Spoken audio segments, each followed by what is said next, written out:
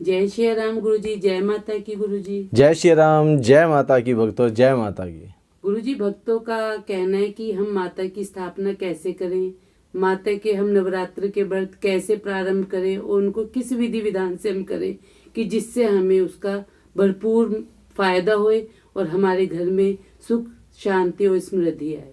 आप सभी को तो सबसे पहले मैं जय माता की, जय बाबा की दोनों बातें कहना चाहूँगा। देखिए, नवरात्रे आने से पहले हमारे घर में जैसे अमावस आती है ना, अमावस का दिन होता है, पितरों का दिन होता है। और पितरों से सबसे पहले प्रार्थना करें आप कि पितरों का जब आह्वान करते हैं तो उस दिन आप खीर जरूर बनाएं। पितरों को खीर का भोग लगवा करके राम दरबार में शरण दुआएं। राम दरबार में जब उन्हें शरण मिलती है और उनसे प्रार्थना करें कि आप वहाँ रह करके श्री राम का और हनुमान जी का जाप करें, उनकी सेवा करें। और ऐसा कर करके और उनसे प्रार्थना करें कि आप हमारे साथ मिलकर के माता का आह्वान करें और आप हमारे घर में ऐसी सुख शांति करें, नकारात्मक शक्तियों को घर से बाहर निकालें और सकारात्मक शक्तियों का प्रवेश करवाएं। कोई भी ऐसी चीज़ जिसे माता पसंद ना करती हो, अगर आपको कोई दिखाई दे रही हो तो उसे घर से बाहर निकालें। ऐसा कह करके आपने माता का आगमन करवाना है। तो अब जैसे ही आपका अमावस खत्म होती है, अगले दिन नवरात्रि शुरू हो जाती है। नवरात्रि मतलब 9 दिन और 9 रात। यहाँ पे क्या बोला जाता है? 9 दिन क्यों नहीं बोला जाता? 9 रात्रि क्यों बोला जाता है? नवरात्रि यानी कि माता की जो शक्ति है वो रात्रि में जागृत होती है। और निशाचर की शक्ति कब जागृत होती है? रात्रि में जागृत होती है। और माता रात्रि में निशाचर का वध कर देती है, निशाचर को टिकने नहीं देती। आपके घर में अगर ये 9 दिन माता देवी का आप आह्वान सही ढंग से कर लेते हैं, उनकी स्थापना सही ढंग से कर लेते हैं, तो आपके घर में कोई भी किसी प्रकार का संकट नहीं ठहर सकता। पहले नवरात्रि समझने से पहले आपको समझना पड़ेगा नवरात्रि होती क्या है और कब कब आती है। पूरे साल में नवरात्रि 4 बार आती है, चैत्र पक्ष में और अश्विनी मास में। चैत्र पक्ष में जैसे ही नया साल शुरू होता है, तो अब देखिए हमारा जो नया साल शुरू होता है वो माता के आगमन के साथ शुरू होता है। तो आप सभी को नववर्ष की हार्दिक शुभकामनाएं, हार्दिक बधाइयाँ दिल से, और आप सभी को जय माता दी। तो ऐसे ही कह करके आपने नववर्ष का आगमन करना है। और नववर्ष ऐसे वक्त में, देखिए हमारे लिए नववर्ष क्यों है? क्योंकि ऐसे में हम बही लगाते हैं। हमारे जो वित्त वर्ष होता है वो बदल जाता है और हम बही खाते सब कुछ। अब जैसे ही आप बही खाते लगाए तो आप माता के चरणों में रखें। ये शुभ अवसर है लाभ कमाने का, माता के चरणों में रखें और माता के चरणों में रख करके माँ का आगमन करें, माँ का आह्वान करें। और इसमें माँ में बीज मंत्र होता है, ओम ऐं ह्रीं क्लीं। ऐं मतलब सरस्वती माता, ह्रीं मतलब लक्ष्मी माता, क्लीं मतलब महाकाली। ये बीज मंत्र है। ओम ऐं ह्रीं क्लीं, इस 3 मंत्र को, बीज मंत्र को समझिए। ये 3 बीज मंत्र जब आप ऐसा बोल करके आह्वान कर करके अपनी बही खातों पर अपने घर में इन माताओं का आगमन करते हैं, तीनों देवियों का आगमन करते हैं, तो आपके घर में साथ आती है सुख सुविधा, साथ आती है माँ की जागृत अवस्था की शक्तियाँ, साथ में आती है माँ की सिद्धियाँ, और साथ में आती है। और ये माँ ये हैं, जैसे हनुमान जी को भी, जैसे सीता का स्वरूप लिया हुआ है, हनुमान जी को क्या दे रखे?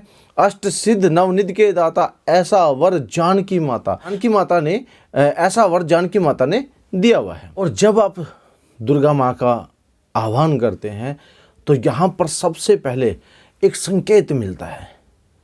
पितर संकेत दे के जाते हैं। पितर आपको ये कह के जाते हैं कि माँ का आह्वान किस प्रकार से करना है। माँ का आह्वान करने से पहले आपको गणेश जी का आह्वान करना है। ओम श्री गणेशाय नमः।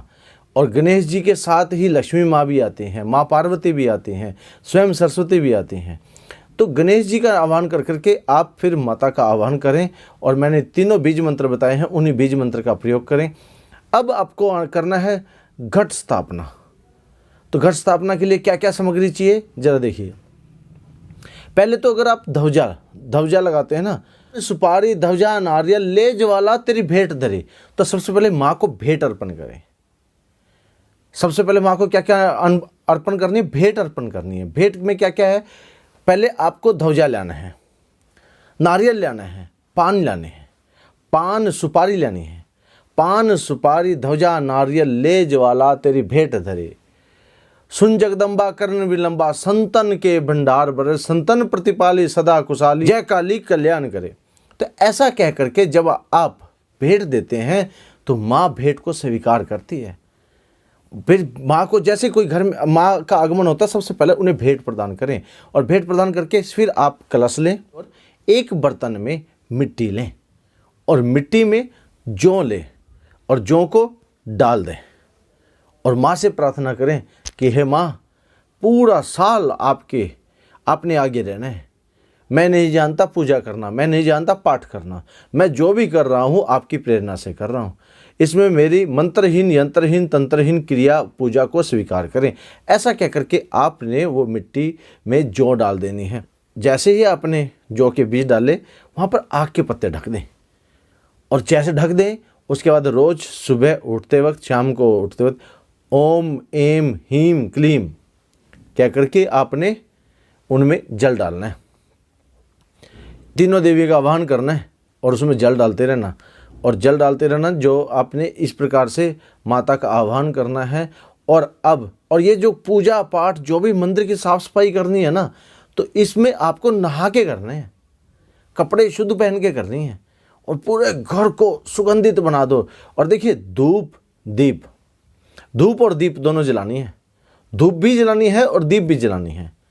तो मैं सारी विधि दूंगा आपको, किस प्रकार से हम आगे भोग लगाते हैं। अगली वीडियो में भोग वगैरह सारी चीज किस प्रकार से होते हैं। और एक बात और जरूर करिए, आप कंचकाओं का सामान जो है पहले ही लेके आए, वहाँ पे विराजमान करा दें जहाँ पे मंदिर में बैठते हैं। ज़्यादातर लोग गलतियाँ क्या करते हैं, वो कंचकाओं वाले दिन जाते हैं, पहले लेके आए, खुशी मनाएं पहले दिन माता का, और माता के सामने वो जहाँ पे आप सामान रखते हैं वो सामान रखें। तो जैसे हम माता का पाठ शुरू करते हैं तो 9 देवियों का आह्वान करना होता है। आपको आह्वान करें 9 देवियों को और 9 सुपारियाँ रखें, एक एक सुपारी पर आह्वान करें। पहली सुपारी लेते वक्त आपने बोलना है, पहली शैलपुत्री, हे शैलपुत्री माता आप हमारे घर में आह्वान करें। ऐसा कह करके आपने सुपारी को तिलक कर करके विराजमान करवा देना है। तो दूसरी माता ब्रह्मचारिणी का तिलक कर करके आह्वान करें, बड़े सच्चे मन से आह्वान करें ब्रह्मचारिणी का, और उसमें तिलक कर करके विराजमान करवा दें। तीसरी सुपारी लेकर के माता चंद्रघंटा का आह्वान करें। चौथी सुपारी लेकर के कुशामांडा माता का आह्वान करें। पांचवी माता, जैसे पांचवी सुपारी ले, पांचवी सुपारी पर माता स्कंद माता का आह्वान करें। और छठी सुपारी लेकर के माता कात्यायनी का आह्वान करें। सातवीं सुपारी लेकर के माता कालरात्रि का आह्वान करें। आठवीं सुपारी लेकर के महागौरी का आह्वान करें। और 9वीं सुपारी लेकर के, अब ये 8 का सबका ध्यान करते हुए कहना है, सुपारी लेकर के आपने माता सिद्धिरात्रि का आह्वान करना है। 9 की 9 देवियों का आह्वान कर देना है। सबसे पहला काम आपको आह्वान करके उन्हें विराजमान करवाना है। और आप ये अगर विराजमान करवा लेते हैं तो 9 की 9 देवियां आपने सुपारी के स्वरूप में बिठा दी हैं। तो जैसे जैसे सुपारी के स्वरूप में आपकी बैठ जाएंगी, और 9 पान आपको रखने हैं और हर रोज उन पान को बदलना है। 9 पान के पत्ते, ध्यान से समझिए, 9 पान के पत्तों पर सुपारी को विराजमान करवाना है। ये गुप्त रहस्य देने जा रहा हूं जिसके अंदर, और आपको ध्वजा एक ही ध्वजा लेनी है और एक नारियल लेना है सभी देवियों का। और इसमें जब भी आप ये विराजमान करवा दें तब आपने ये जरूर बोलना है, पान सुपारी ध्वजा नारियल ले ज्वाला तेरी भेंट धरे। इस तरह जरूर बोलना है आपने, अपनी भेंट देनी है आपने। उसके बाद आपने जैसे ही आपने आह्वान किया, फिर आपने पढ़ना है कवच पाठ। और पढ़ते वक्त आपका मन बिल्कुल शुद्ध होना चाहिए, और पढ़ते वक्त ना तो तेज बोलना चाहिए ना मध्यम बोलना चाहिए, उच्चारण बिल्कुल स्पष्ट होने चाहिए। और इसके बाद आता है, मार्कंडेय ऋषि ने बताया है अर्गला स्तोत्र। अर्गला स्तोत्र में एक मंत्र आता है, ओम जयंती मंगला काली भद्र काली कपालिनी दुर्गा क्षमा शिवधात्री स्वाहा स्वादा नमस्तते। अर्गला स्तोत्र में ये मंत्र का उच्चारण करें। जब भी अर्गला स्तोत्र शुरू करें इसी मंत्र को और इसी लय में बोलना है। और इसके बाद आता है कीलक स्तोत्र।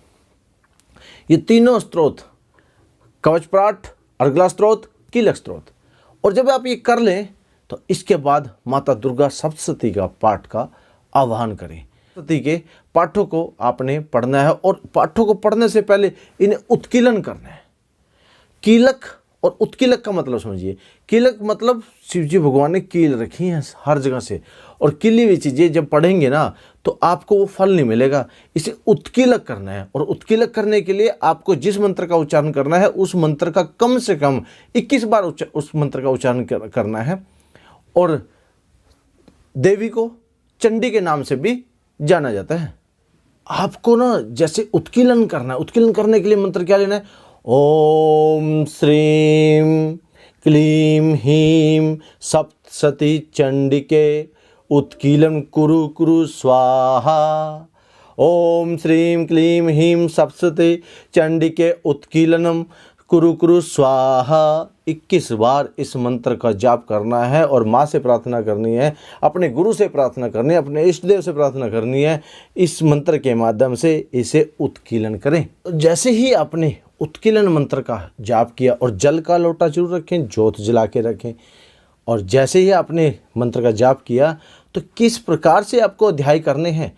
दुर्गा सप्तशती के 7 दिनों में आपको 13 अध्याय करने हैं, और मार्कंडेय ऋषि ने इसमें 700 श्लोक हैं। मार्कंडेय पुराण के एक अंश के अनुसार बताया गया है दुर्गा सप्तशती में 700 श्लोक हैं। तो आपको किस प्रकार से अध्याय करना है, किस दिन में कितने अध्याय करने हैं, उसी क्रम के अनुसार आपको अध्याय करने चाहिए। जैसे पहले दिन आपको पहला अध्याय करना चाहिए, दूसरे दिन आपको दूसरा और तीसरा अध्याय का पठन करना चाहिए, तीसरे दिन आपको चौथा अध्याय करना चाहिए, चौथे दिन 5वां, 6वां, 7वां, 8वां अध्याय पठन करना चाहिए, और 5वें दिन 9वां, 10वां अध्याय पठन करना चाहिए, 6ठे दिन 11वां अध्याय पठन करना चाहिए, और 7वें दिन हमें 12वां और 13वां अध्याय पठन करना चाहिए। और ये पठन करते वक्त हमें यहाँ से फिर दुर्गा सप्तशती का समापन हो जाता है। हम इस क्रम के अनुसार करेंगे पाठ को तो हमें संपूर्ण लाभ मिलेगा, संपूर्ण। और आपको याद है मैंने शुरुआत की थी, आप नववर्ष मनाने जा रहे हैं, और फिर आपको नववर्ष की हार्दिक बधाइयाँ। आपके घर में माता का आगमन हो नववर्ष पे, ऐसी शुभकामनाएं करता हूँ। अब हमें अंत में क्या करना चाहिए? क्षमा याचना करनी चाहिए। क्षमा याचना प्रार्थना करना है परमेश्वरी, मतलब परम ईश्वरी, यानी कि माता से प्रार्थना करनी है, हे परमेश्वरी, मेरे द्वारा रातों दिन सहस्त्रों अपराध होते हैं, और यह मेरा दास है, ऐसा समझकर मेरे इन अपराधों को तुम कृपा पूर्वक क्षमा करें।